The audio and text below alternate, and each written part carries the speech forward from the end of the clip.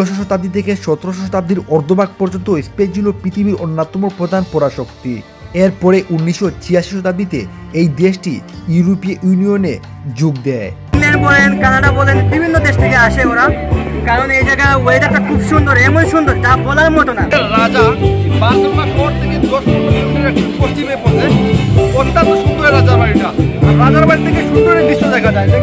Spain Europe মহাদেশের দক্ষিণ পশ্চিম কোণে অবস্থিত একটি দেশ। ইউরোপ মহাদেশের ইবেরীয় উপদ্বীপের প্রায় 85% এলাকা জুড়ে অবস্থিত এই দেশটি।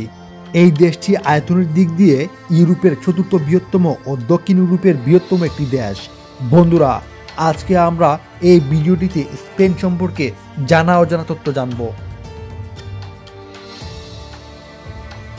বন্ধুরা, এই মুহূর্তে আমি যে জায়গাটিতে আছি সেই জায়গাটির নাম হচ্ছে প্লাসা দো স্পানিয়া।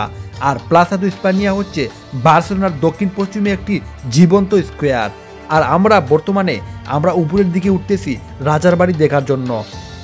প্লাসা দো স্পানিয়া এই জায়গাটি এর আগে থেকে শুনেছি অনেক সুন্দর জায়গা, যেটি আমরা বর্তমানে অনুভব করতেছি আর দেখতেছি এই সুন্দর দৃশ্যবালি। আর এই রাজার এই বাড়িটির চারদিক দিয়েই পাহাড়ে ঘেরা। বন্ধুরা, অনেক সুন্দর লাগে দেখতে। আমরা ধীরে ধীরে আমরা এই পাহাড়ের উপরে উঠে গেছি, অর্থাৎ আমরা এই রাজার বাড়ি একদম উপরের স্তরে উঠে গেছি। আর আমরাই দেখতেছি এবং অনুভব করতেছি এই রাজার বাড়ির চারদিকের দৃশ্য এবং স্পেনের খুবই আলোকিত দৃশ্য। তোমার কেমন লাগতেছে? জি মাশাআল্লাহ, আলহামদুলিল্লাহ, অনেক সুন্দর ওয়েদার।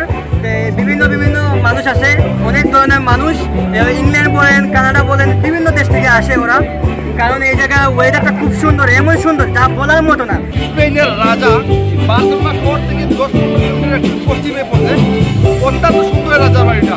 রাজার বাড়ি থেকে সুন্দরের দৃশ্য দেখা যায়। ওইখানে পাহাড়ের অঞ্চল, মানে স্পেনের বর্ডারটা যখন বার্সেলোনা দিকে ঢুকে তখন পাহাড়ি অঞ্চল খুব বেশি পাওয়া যায়। পাহাড়ি অঞ্চলটা অত্যন্ত ভালো লাগতেছে, খুবই সুন্দর লাগতেছে। অঞ্চলটা দেখাও ওই জায়গার মধ্যে।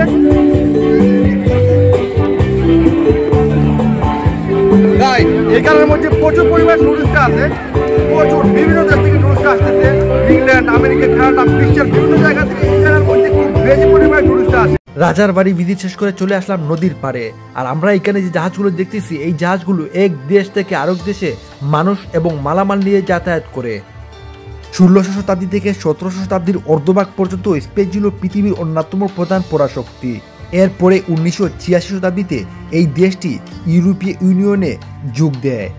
ইউরোপের অন্যতম এই দেশটি স্পেনের আয়তন হচ্ছে 5,52,990 বর্গ কিলোমিটার এবং এই দেশটি আয়তনের দিক দিয়ে এটি বিশ্বের 51তম দেশ। বন্ধুরা, এই দেশটির এত জানা অজানা সম্পর্কে শোনার পরেও এই দেশটি থেকে আসতে ইচ্ছা হয়। বন্ধুরা, এই দেশটি কিন্তু আসলে সুন্দর এবং দেখতে যেরকম পরিষ্কার পরিচ্ছন্ন, আসলে ঠিক তেমনি পরিষ্কার পরিচ্ছন্ন এই দেশটি। কিন্তু বন্ধুরা, এই দেশটির সব কিছু সুন্দর হলেও এই দেশটিতে বা ইউরোপের মধ্যে মানুষের জীবনযাপন বা বিশেষ করে আমাদের এশিয়ান বা বাঙালিদের জীবনযাপন কিন্তু অনেক কষ্টের হয়ে দাঁড়ায়। কেননা এই দেশটিতে যখন আসে তখন মানুষ এই দেশটিতে বৈধ হতে হলে তার অনেক কষ্ট পোহাতে হয় এবং অনেক সময়ও লাগে, এমনকি অনেক টাকাও লাগে এই দেশে বৈধ হতে হলে। বন্ধুরা, আমরা যতই সামনের দিকে যাচ্ছি ততই আমরা ফুটপাতের মধ্যে দোকানপাট দেখতেছি। আর এইসব ফুটপাতের দোকান থেকে ওনারা শোপিস বিক্রি করে, রেস্টুরেন্ট, বার এসব থেকে খাবার দাবার বিক্রি করে লক্ষ লক্ষ ইউরো ইনকাম করে নেয়। বন্ধুরা, আজকের মতো আমি এই পর্যন্তই বিদায় নিচ্ছি। দেখা হবে অন্য কোনো একটি ব্লগ থেকে বা অন্য কোনো টপিক নিয়ে। সবাই ভালো থাকবেন, সুস্থ থাকবেন। আল্লাহ হাফেজ।